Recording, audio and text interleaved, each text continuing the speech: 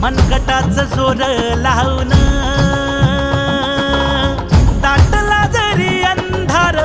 एकजूट होऊ आज दिवा देऊ तेज दावर